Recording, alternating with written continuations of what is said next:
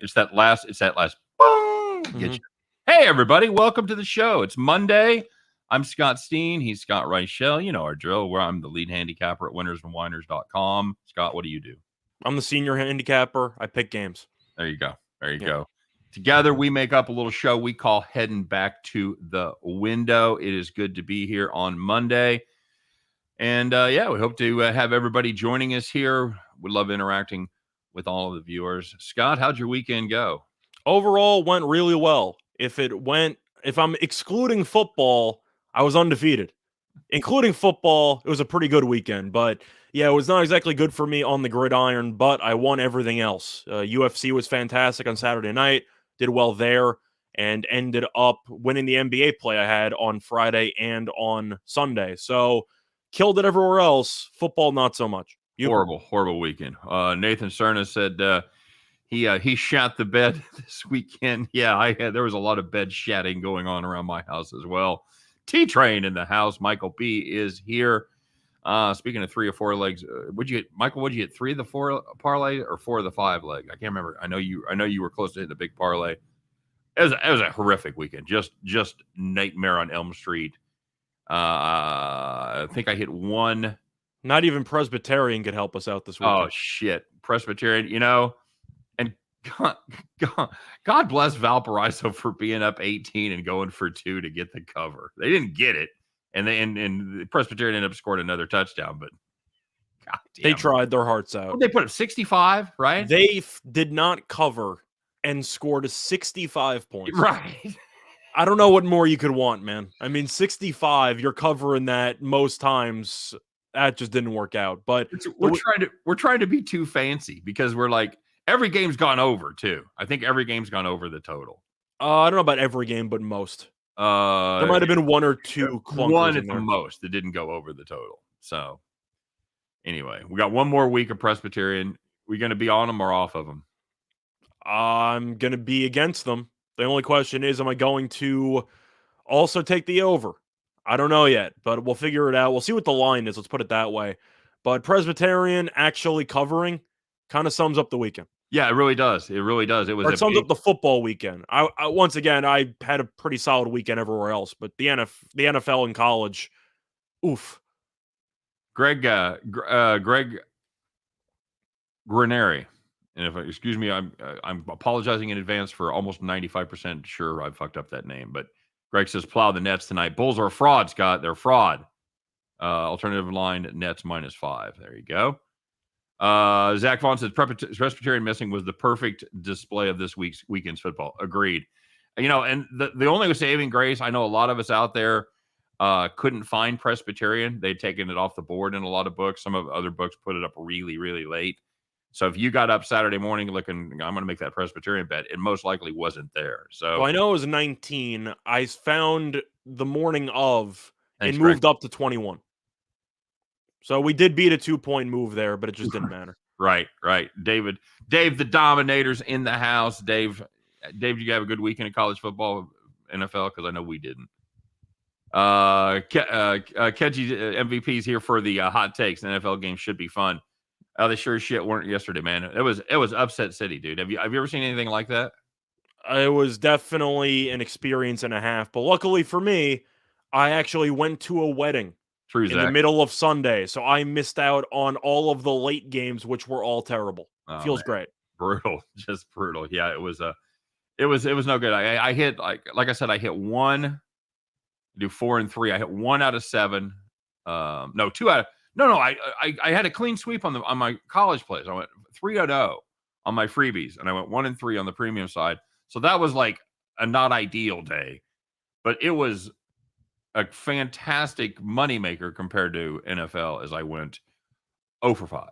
Well, I see T-Train talking about St. John's playing against Mississippi Valley State tomorrow. You know where I'm going to go with that one, but St. John's with Anderson as the coach, they like the full court press. They might score 130. It should be a very interesting game because I root for St. John's. They're the local quote-unquote team for me. They full court press, expect a bunch of steals, a bunch of fast breaks. Probably scoring 130. Brownsbacker summed it up for a lot of us yesterday. Said the Rams can't cover. No, the Rams can't cover. They can't win. Cowboys couldn't get it done. Bills couldn't get it done. Chiefs, Packers. Apologies for anybody that was forced to watch that travesty of a football game. Jesus Christ! You made money because I know most people, including you, were on the Packers. I just needed one goddamn drive, and we finally got it at the end of the game, as the Packers were able to put together one scoring drive. Saints blew it. Yep, absolutely. Just the Saints one's tough because they had the Falcons right where they wanted them, down 18 in the fourth quarter, and then they came all the way back, and then you blow a coverage. Patterson, who was a mediocre player the most of his career besides a good kickoff returner, suddenly became the best offensive weapon on the team. And he had a huge catch down the sideline, and Younghoe Koo's a very solid kicker. So kind of the same thing that happened in the Dolphins game that they won. But the Falcons, you might want to look into some live bets because when they're up double digits, you can take the other team plus the points, and you're usually going to get a decent number. Yep. Dominator said he had a couple of unders with the Packers and the Bills game. Yeah, those are a couple pretty easy wins right there. JR Black said great call on Green Bay in the under. Yep, that was one of the few we got right. I loved Green Bay in that spot. So they were the front end of my teaser. That Green Bay defense though, without Jair Alexander, solid unit. Good linebacking crew. Good line. I got defensive backfield's kind of hit or miss, but linebackers did a great job yesterday. All I know is for the plays that I had. I can't even talk about those Broncos. Don't even fucking get me started. For the plays that I had that I actually gave out on either college or the NFL, the one play I had was the under in the Niners and Cardinals game. Beat a good line. Unfortunately, Colt McCoy scored 31 points in about the first 3 quarters. And then garbage time ended up burning me by a field goal, so I lost by 3. But after everything on the card, I feel like I think we killed the totals because I'm pretty sure we were all over the unders in like most games this week. Right. So I think we did decently from the overall slate perspective, but let's just say I chose a basketball play today. Teddy Covers. That's an outstanding nickname for Denver. That's fantastic. Hey, let's find out who else. Let's spread some misery around, Scott. Let's find out who else had a bad weekend. Who had, unlike me, who my plays lost early and often. Let's find out who had defeat snatched from the jaws of victory. We kick it off with the Monday edition of Call of Those Caps. All right, Scooter, let's take a look at the college football ranks as we often do. Oregon State, Colorado, if you had under 55.5, there were 51 points with 5 seconds left. That's that should be good, right? You got the ball at the 47 or the 43-yard line. Oregon State lining up for a 60-yarder. They're college kids. They're not going to make a 60. Oh, shit. There it goes. Game goes into overtime. See ya. Wouldn't want to be ya. As we head to overtime at 54. As you might suspect, it didn't end well for your under 55.5. Call the cops. A 60-yard field goal in college? What I'm saying. I wasn't aware that Oregon State had one of the best kickers in the country. But anyway, Beaver leg. But looking at the other college football game, if you had Mississippi State and Arkansas under 53.5, you had 30 points going into the fourth quarter. So you're in good shape. 45 points with less than 3 minutes left, which is not fully as good as it was going into the fourth quarter, but you're still in good shape. Take one score. Come on. Can I interest you in 15 points in the final 2 minutes and 22 seconds? Don't do that. Game landed 59. Don't do that, Mike. That's not good. Oh, all right. Well, how about the let's throw in a little NBA here. Well, sure, why not, Scott? If you had the Hawks plus 3.5 against the Suns on Saturday, they led by 12 points at the end of 3 quarters. I think I've seen how this movie ends. They're outscored 35-19 in the fourth quarter. That's right, 19 points in the fourth quarter. Hawks end up losing by 4, missing that by half a point. If you had the Hawks plus 3.5, I'm so sorry. Call the cops. I was trying to think of other bad beats to share in football besides the one I'm about to, because a lot of the games were just awful to watch. But I don't think there was really many point spread high jinxes, were there? I feel like most of the games were just blowouts from start to finish. Yeah, no, there wasn't any. There wasn't a lot of steals at the last minute. I was able to turn those games off early. Greg asking about playing the 76ers tonight, or playing the Knicks against. No, he's asking if there's anybody playing on the Sixers. We might get to that game, Greg. We might talk about that one. But anyway, going into the only call the cops one that I found in the NFL, if you had the Falcons and the Saints under 43.5, you added 20 points going into the third quarter with Trevor Siemian at quarterback going into against the fourth quarter, right? After 3 quarters. Sorry, Yeah. going into the fourth quarter. Sorry. Trevor Siemian against Matt Ryan. Can I interest you in 32 points in the fourth quarter alone? Game landed 52. That game exploded. Yeah. Went nuts. Nuts. Michael B said the Bucks were -5. We're up 23, lose by 20. That was psycho. That was on Friday night. I couldn't really include that as a call the cops because they fell apart in the first half. I think they were up like 3 at halftime. It was really just a bizarre game. JC Stone talking about the Army Air Force under the pucker time. No shit. They head to overtime. Oh, you like, I've seen this movie before. I've got a fantastic bet. I've got a fantastic read on this game, and I'm going to get my ass kicked. But well, you think you're dead when they fumble the ball into the end zone and the offensive lineman recovers it for a touchdown. That was it, buddy. I'm like, oh, there's exactly what I needed. I needed the fumble on fourth down. Yep. Nope. That's not at all what happened. So it worked out okay, though, as they were able to shut down Air Force there and keep them from scoring. And, all right. So let's talk about the other side, Scott. I know there were some winners out there. It wasn't all bad news for everybody. Maybe this is you. Let's find out who was sitting in the rocket chair. So the first one, if you had Presbyterian and Valpo over 76.5, 66 points at halftime. Game ended 65-55. Seemed like there might have been an opportunity to make money there. There might have been. I know that we were talking about the interception to end the first half where the guy got tackled inside the 10-yard line, which would have been a nice couple of points there. But yeah, and we told you we knew this was going to end. They always do. You always 7 out, Scott. No matter how many numbers you throw, the 7's always coming. But that's the beauty of the limits when it comes to books limiting your action on FCS, because if you just bet the limit every single week, you'd still be up about 6 Presbyterian games. Yeah, no kidding. Embiid has COVID. Is that true? He was put in protocol. Oh, there you go. Yeah. All right. Hey, if you had the Badgers plus 13.5, as we did, minus 13.5. Minus 13.5. Yeah, that was a premium for us. Against Rutgers, easy win. 31-3. They were up at halftime. They cruised. They put up 21 more in the second half. Rutgers put up Bubkus in the second half. They cruised 52-3. If you had the Badgers, yeah, you were in the rocket chair. And looking at the NFL, if you had the Titans plus 7.5 on Sunday Night Football, it was really never in doubt because the Titans defense outscored the Rams offense in the first half. Led at 21-3 at halftime, won the game by 12. Shout out to Adrian Peterson for scoring a rushing touchdown. Yeah. Tennessee didn't need Henry. He didn't need him last night. Yeah, they couldn't run the ball at all. The issue was that Stafford couldn't throw the ball for the entire first half. In effect, he threw 2 pick sixes. Basically, because one was tackled inside the 5. Right, on back-to-back passes. He threw an interception that was intercepted at the 10 that they didn't score on, and then he threw the out pattern that was intercepted. They were gifted 14 free points, so that factors in. Yep.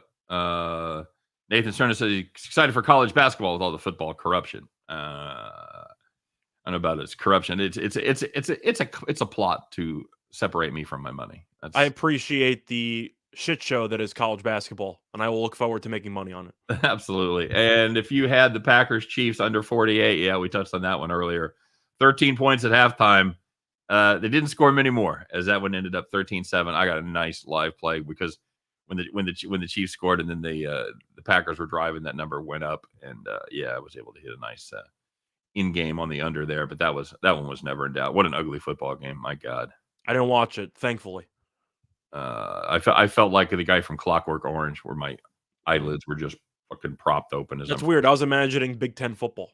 Can I interest you in Wisconsin Northwestern, perhaps? Like you're looking through, it's like Green Bay, Kansas City, Minnesota, Illinois. I can't see the difference. They're the same game. No kidding. All right, this is a good one, Scott. Let's find out who's wearing the golden sombrero.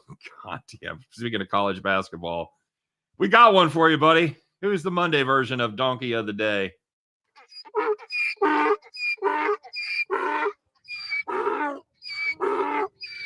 Who's strapping on the feed bag, buddy? So, since college basketball starts tomorrow, we're going to talk about college basketball because Pittsburgh Panthers shooting guard Ithiel Horton, who was a pretty solid contributor on last year's team, got arrested over the weekend for allegedly assaulting a police officer with his cell phone early Saturday morning. Sorry, I couldn't resist. Correct. To make matters worse, he ran away from the police, and he is worth mentioning, got caught, which is why he got arrested. Pittsburgh season starts tomorrow. Well done. You picked a hell of a weekend to get drunk and yell at a police officer. Oh man. The Underman says I thought Henry was 50% of the Titans. I thought he was more than that. And for Browns backer, yes, the Browns looked really good. Maybe it's the Odell factor where he's not there and now Baker looks amazing again. Addition by subtraction, my friend. Yep. So, what is Horton? Any word what they're going to do with him? Are they going to suspend him for a couple of games? Is he going to get kicked off the team? Well, that's the real bad beat of the story because according to the schedule, do you know Pittsburgh plays in the first game of the season? Is it the police academy? They play the Citadel. Oh, I don't know if I can take the over when one of their quality players is not potentially going to play, but yeah, the weekend before you start the college basketball season, you get arrested. Great question, Browns backer. According to the report, he assaulted him with a cell phone. I don't know how you do that, but that's what I saw in the report. But just the timing of it all is really bad. We could have given it to Arnett as well from the Raiders for bragging on TikTok about the guns he has and how he was threatening people. Raiders cut him today, by the way.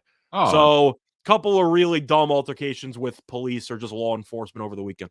Show the comp pictures of his wife naked. Mm-hmm. Hey, you got any pictures of your wife naked? No. You want to buy some?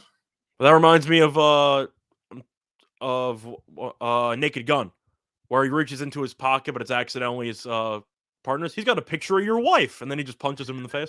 You know what I'm talking about? Yes. The Zucker brothers, good guys. Yeah. All right. Well, yeah, we could have definitely spread the love around on this one. There was a lot of candidates, but we've narrowed it down to one. Scott, I'm not mad. I'm a little mad, but I'm really, really disappointed.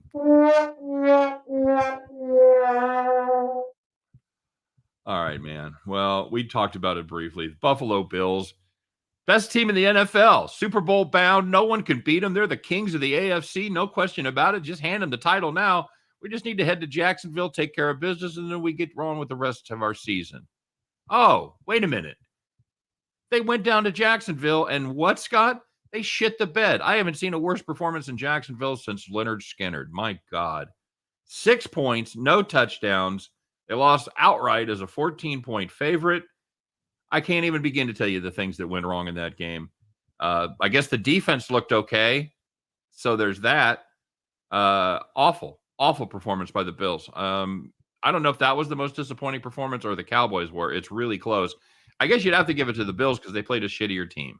They played a crappier team, and they didn't score a touchdown. Now, the Cowboys had a couple garbage time touchdowns, but you have a little bit of a Dak is less than 100%, blah, blah, blah, built in there, Whatever. Which you can't really use. But Josh Allen was completely healthy. He just was awful. Freebird. And the defensive Josh Allen owned the offensive Josh Allen. Yeah, Josh Allen definitely had a great game. He did. He had a sack, an interception, a fall. He did everything in that game. Yeah. No, he don't sell popcorn. That was it. Yeah. Josh Allen, not the one you suspected, though. Not the one that was on your fantasy team. That Josh Allen had a horrible day. Well, T-Train's mentioning that the Patriots are just one game back of the Bills. We mentioned on the NFL show, Patriots to make the playoffs, about plus 130. Yep. We were on it. Yep. They won because, of course, they ended up winning. They played against Sam Darnold. But that Patriots team doesn't beat themselves, and they start to kind of figure it out. Somebody's talking about your Pelicans pick. Well, all I know is I got it early. If the line did move, it's probably because Brandon Ingram might not play, but I still see 8.5. So, Nathan, you talk about buying 2 points? Because I got 8.5 at even for my play today. So you're behind the line move? No, I didn't see any line move. That's the point. Unless he's talking about getting an alternative, because I still see 8.5. Yeah, both 1-7 teams win outright. No shit. Ugh, bad. Is any survivors left out there? Some. Everybody that Truth took is, if I was still alive in Survivor, I wouldn't have been impacted by this week because I probably would have taken the Chiefs. As stupid as that sounds. right. Well, there you have it, folks. It's the dumbest statement you're going to hear all day. But if I was still alive in Survivor, I wouldn't have lost yesterday. Okay. Because I used the Bills already. I used the Cowboys already. I would have used all the teams that completely choked. Yeah, that's the only people that are still alive. That you use those teams early. But, man, if you didn't have the Bills versus Jags circled on I'm assuming that you were going to use the Bills against the Texans, though. Oh, that was so that's when I used the Bills. So that's the point. So I think that the people who survived probably had the Chiefs, and that's only because you're going to dare Jordan Love to beat you. Yeah, not good. Not good at all. I guess you saw the I guess you could have. They see people were blaming the Chiefs. Did you see the tickets that Jordan Love's girlfriend and mom had? Yeah. I'm not blaming the Chiefs. I'm blaming the Green Bay organization for not buying them tickets. What about Jordan Love?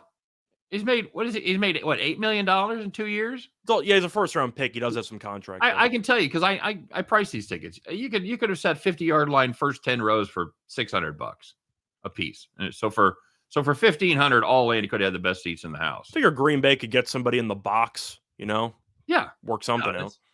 No, that's not Kansas City's responsibility. Why would they care? No, that's not our responsibility at all. Like, well, here's some. They bought tickets. Like, here's the tickets that are available. There you go. Enjoy. Yeah. My God, and I have sat in those seats. That is a hike. That is a hike. That is, yeah. God bless them. All right. Well, just not good. Not good at all. Yeah, Survivor. Nothing good, man. Buffalo loses, Dallas loses, San Francisco lost to Colt McCoy, Rams lose without Tennessee without Derrick Henry. Yeah, it's going to be fun. Are the Browns now back in it, Scott? Browns backers, he's taken some victory laps and well deserved. He deserves them. They killed Cincinnati. Absolutely, yeah. Because you and I were on Cincinnati. We did our show, and we're like, I don't like Cincinnati. All right. Some of it was wishful thinking, hoping that Cincinnati wouldn't completely fall off a cliff. Yeah. It looks like they're starting to fall off a cliff. Yeah. Yeah, they're maybe trying to grab some scrub brush on the way down, but so far that fall doesn't look Which good. Is what we didn't want to have happen. But when you have a second-year quarterback who's played about, a full season in his entire career because he got injured halfway through. Yeah. You have Zach Taylor, who's never had any success as a head coach. And you just assume at some point maybe they'll hit the wall. And we were hoping because they're a fun team to watch that they would keep it together. Yep. It seems like Cincinnati might be falling apart. Yeah, I was worried about that defense. I think the offense is going to be okay, but I was worried about that defense at all. So the 99-yard pick six didn't help either. Nope. We do have a gambling hero of the day, Scott. And this is somebody that had a personal took it as their personal mission to kick my ass. This is one of our premium. Kick my ass too, because I had this play on the college football show. Mm-hmm. That's right. It went the wrong way. Let's find out who it was. Who screwed us, Scotty, in today's gambling hero.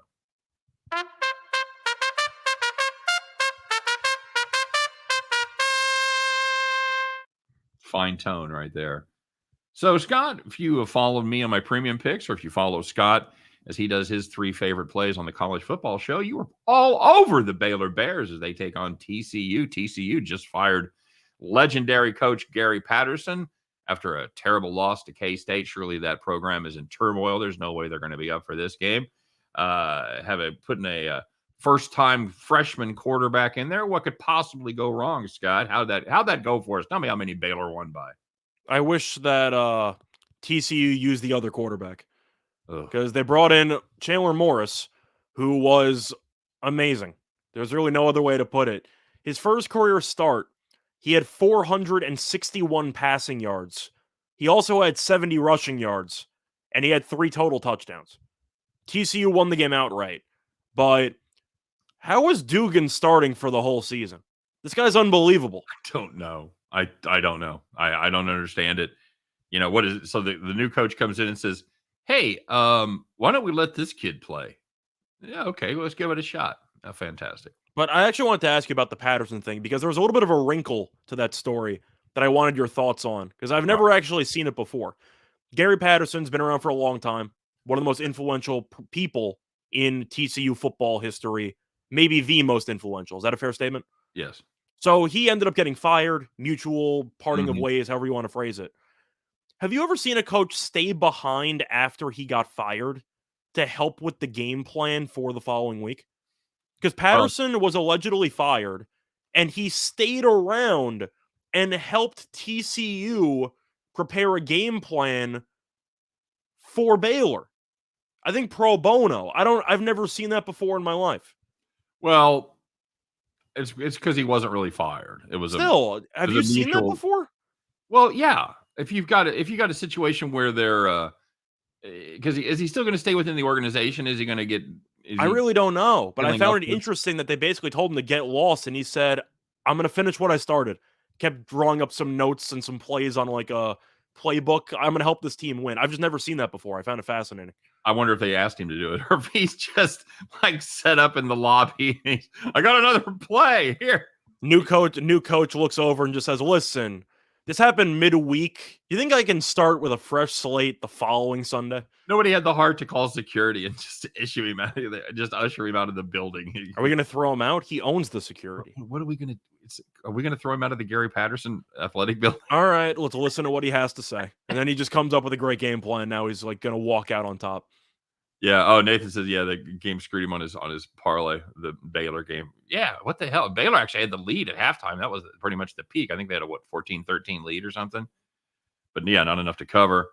Well, Tulane was 2 weeks ago. Tulsa was this past week. And Tulsa was the one that was even crazier because Cincinnati gets a goal line stand, fumbles at the 1 yard line on a QB sneak on the first play after, and then has another goal line stand. Insanity. Shout out to Tulsa, by the way. 4th and goal, shotgun handoff. Great call.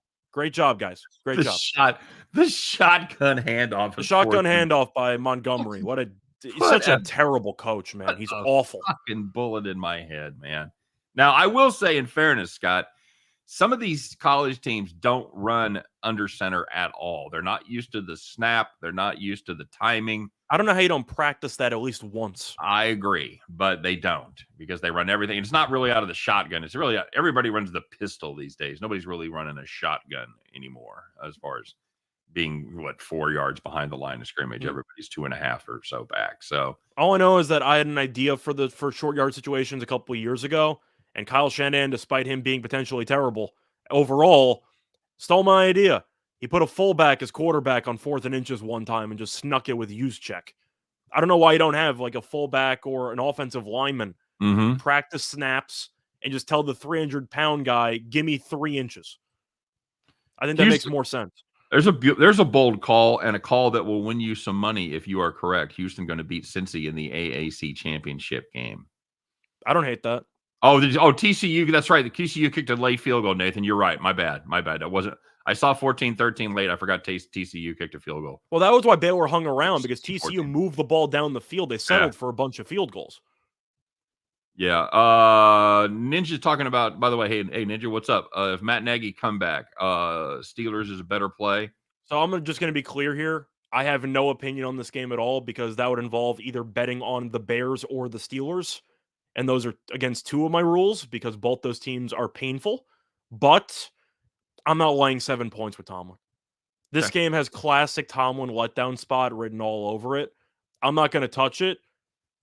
This game might have 30 points total, so I'd lean to the under. But if I'm going to bet on this game, I'll take the points. You? Well, I've got a premium on the side. Okay. I just can't lay 7. I've seen too many no-shows from Tomlin against awful teams. I can't do it. Okay. Yeah, I'm just I'll tell you what, I've got the under. I'm a little worried about this Bears defense that's given up 75 points basically in the last 2 games. So Big Ben check down going to save you. I'm not sure he's checking down or just throwing the ball as far as his arm allows. Either way, I'm saying every scoring drive, they might score. It might just take 12 minutes. Agreed. Yeah. So we'll talk about that. Let's talk a little. That's in honesty, Tony. See, that's the thing when you're doing videos every day.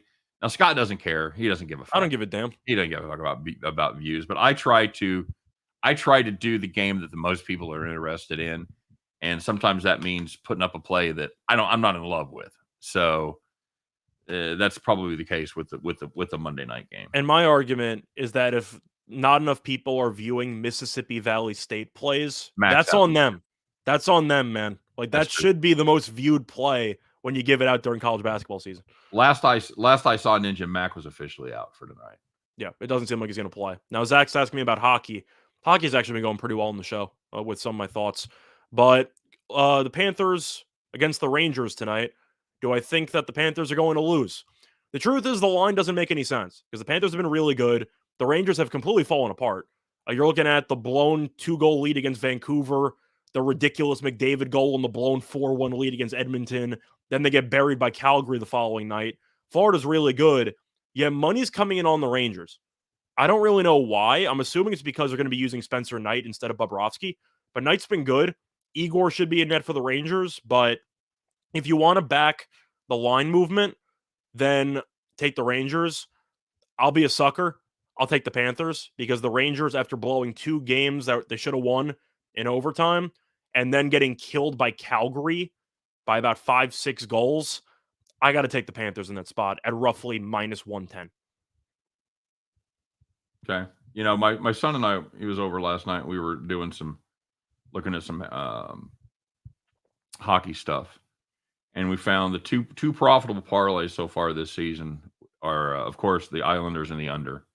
Only when Sorokin's in net. But even because now Varlamov's back. Yeah, only don't even talk about Sorokin's in net. Varlamov's terrible performance the other night. But the other one that's even more profitable is the Panthers in the over. Score a bunch of goals, man. Just giving you a heads up there. I was looking for this St. John game. Scott, do you have it anywhere? You got a rotation number on it? Not yet. It's probably going to be one of the extra games. So I'm assuming you'll get that at either some point tonight or tomorrow morning. But it's also going to be the first night. Decent amount of games. The books know they're probably going to take a beating on a couple. I don't even know where you start to price Mississippi Valley State. You know what I mean? Yeah, I agree. Like, what number do you pick? I am looking. T-Train, yes, the Ranger game is an MSG. There it is. I've got it. It's rotation number 301045, by the way. Okay. And there is no number anywhere. Not even 5 Dimes has a number out yet. I'm going to see if my local has a line. I doubt it. Nope, I got nothing. No, 5 Dimes doesn't. If 5 Dimes doesn't have a line, there's no line. Look for it late. The thing about college basketball, that's the perks, though, for these late games. Very true, Nathan, by the way. They don't want to release it too soon. Go ahead. Yeah, is the fact that the college football games, Presbyterian's playing at 1 or noon, so you got to sprint and wake up early. These games are at like 7 o'clock at night. You got time to find lines on these, as long as they post it at some point. Yep. The Dominator says my Shucky Ducky Quack Quack play of the day is Suns Grizzlies over 226.5. We gotta have Dave on the show, man. Yeah, that sounds like a nice catchy catchphrase right there. But T-Train, if 27, that's a gift. That sounds low. I'll tell you what, if St. John's is less than, I'd say 35, I'm taking that. Because I seriously think with the full court press, they will probably score at least 130 points. It sounds like an exaggeration. I was going to say 115, but 115, 130. They're going to score a bunch. Yep. All right. Yeah. Okay. So we like to chat. We like to, and it gets away from us on Monday sometimes. So yeah, let's talk about. So we talked a little bit about hockey, Scott, for the NBA tonight. What do you got? We do have a Bet the Farm play coming from the NBA. Spoiler alert: we didn't do one from the football game. So what do you got? You're in love with tonight, besides the one we're really in love with. You talked about your play of the day is New Orleans. I take a hot take there. Yeah, but I do think that's a bit of a trap spot. I have a hard time trusting Dallas covering huge numbers. So I'll take the division rival getting points there.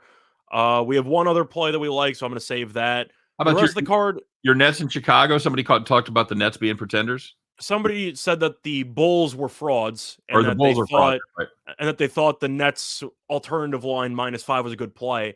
The issue I have there is the fact that it's a back-to-back. They're flying from Canada. It's a terrible travel spot. So you're going from Canada and Toronto, obviously, to Chicago now. Chicago didn't play yesterday. Chicago's a solid team. The Nets have been playing well lately. But I do think the travel spot is pretty brutal. If I liked the Nets, I would take the first half. For the overall game, I'm going to lean to the Bulls. I'm not going to play the full game, but I am concerned with the potential jet lag spot. You? Yeah, I don't. The Brooklyn team has been kind of hard to get a beat on. It looks like Harden's finally starting to play a little bit better. Durant's probably the MVP right now, so he's Yeah, been great. and Harden's getting to the line more often. I think that's made a huge difference. I can't get over the spot though. There's some travel spots which aren't awful. You're going from one California team to another California team. You're Right. going from like Utah to California. Orlando to Miami. You're going from Canada. Like, Although that's not exactly an ideal spot for a back-to-back. Toronto's not that far though. Yeah, I mean it's still Toronto, Chicago, back-to-back. It's not exactly an ideal travel spot. I agree. Nathan's saying it could be a throwaway line. Yeah. As a Nets fan, it would not surprise me if they just end up tossing this game. But I think if they're going to compete, the first half, I don't mind. I'll tell you one I do like. I think Charlotte's been exposed a little bit on this road trip. I'll lay the number with the Lakers there. I can't touch any of those teams, man. I faded Charlotte as my play of the day yesterday. I had the Clippers. Shout out to them, by the way. 22-0 run in the fourth quarter to help me out.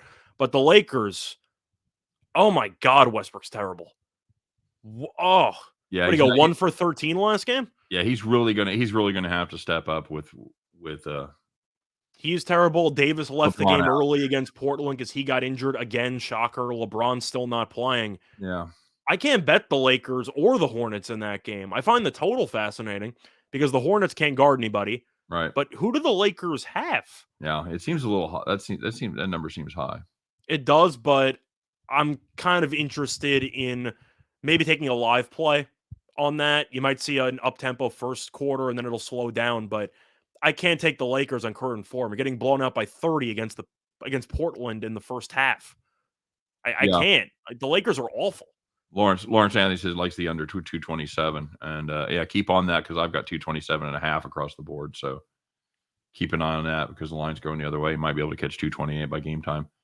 I understand your angle with the back-to-back though on Charlotte because it's not a great spot. They were in the Staples Center though, so there's no travel involved. Right. But I just can't lay points with the Lakers right now. I can't do it at least until LeBron comes back. Well, you and Nathan's on that too. He says he's got to trust the Hornets. So.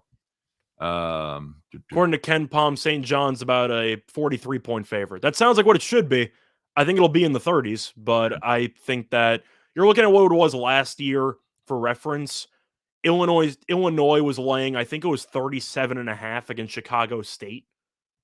Illinois was a top 10-15 team.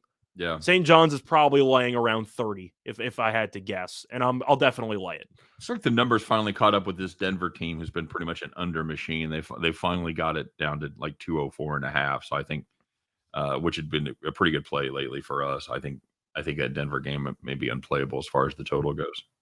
It's either under or pass, but I can't do it. Yeah. It's really tough to take an over because Denver struggled offensively against Houston. Right. Over the weekend, but Miami really seems to play well when they go more up-tempo. Mm-hmm. And that's why the Celtics were able to beat them because the game turned completely into a half-court setting. Yeah. And Boston just outplayed them. But if Miami's able to actually get up and run a little bit, I know Lowry had a triple-double over the weekend, but if they're able to run a little bit, they do well. So I do kind of think that this game should be close. I like Miami anyway. We mentioned during the offseason that with Murray out, you're going to need Michael Porter Jr. to step up, and he's been terrible. Yeah, he has been awful, and he's hurt. He's out for this one. He's been done. I'm saying either whether he plays or not, he's been terrible anyway. It's as if he hasn't been playing. He's been a complete non-factor. Yep. Brandon Wilhelms talked about once we talked about the Monday Night Football game. I've got a premium on it. You like the Bears and the points there. If I had to play a side, I'm taking the Bears, whatever. But if you're betting on the game from a side perspective, I'm rooting for you. Okay. All right. And I've got a pretty good angle on the side, but we both like the under. We both lean under in that one. I've got my play of the day is on the under. It's impossible to take an over with this Bears offense right now. I just can't. I saw Big Ben interception, I think was like -110 or +110. I know he's gone a couple weeks without it. Yep. But Big Ben's always going to do something stupid. I don't mind a prop on Justin Fields rushing yards because they did get him out a little bit more against San Francisco and he looked better. Yep. But if you think he's going to run for his life the entire game, which is very well going to be the case, he might pick up some scrambles there. Marco Regalado had UTSA. Very good. That's a good football team. Right UTSA did what I hoped Florida Atlantic would do to UTEP the week prior. Yeah. And they looked good. It looked that way for about 3.5 quarters, then it didn't work out. Yeah, good point. I don't know what you were watching watching the Bills against the Jags, or watching old players with the rocking chairs in the locker room. The Lakers, God, no shit. Mhm. All right. Anything else from the NBA card get you? For the most part, no. I feel like that's everything besides the one game we're saving. Okay, well, let's do it. Speaking of the one game we're saving, let's get to it. Let's find out what it is, Scott. We've put our heads together. We've come up with our favorite play of the day. Guys, if you had to take all your chips and put them all in the middle, bet that NFL game. No, I'm kidding. Bet this one. It's time once again for, you know the drill. It's Bet the Farm, baby.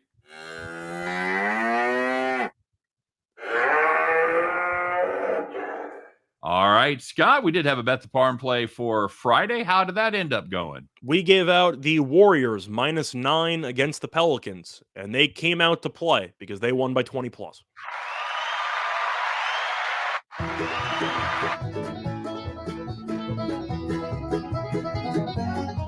Yeehaw! All right, there you go. That was a Bet the Farm winner. So we're going to keep it rolling. Who is it? I don't even know. Is it me or you? It's me. Okay, take it from the top, sir. So Yes, there's hit that one like game. button. Thanks, R. Rivera. There's one game that people want us to talk about, and we were saving it. Obviously, we're taking the Knicks. Knicks -2 at -110 on BetMGM. The Sixers have been good this season. The issue is nobody is playing. Nobody. You have no Joel Embiid, which Oh. might be enough. But, you still got Tobias Harris. No, wait a second. I heard Harris is not going to play either. Oh, get him out of here. At least you have a great defensive team. Absolutely. You got Tybal there. Oh, wait a second. Tybal's not playing either. Get him out. I heard Danny Green's questionable. Yeah, they kind of seem to be benching or resting everybody for this game. And with Embiid in protocol, I am kind of curious how many other guys might be put in protocol over the next couple of days. So that might be a bit of an issue. But the Knicks, they had a bad performance against the Cavaliers yesterday.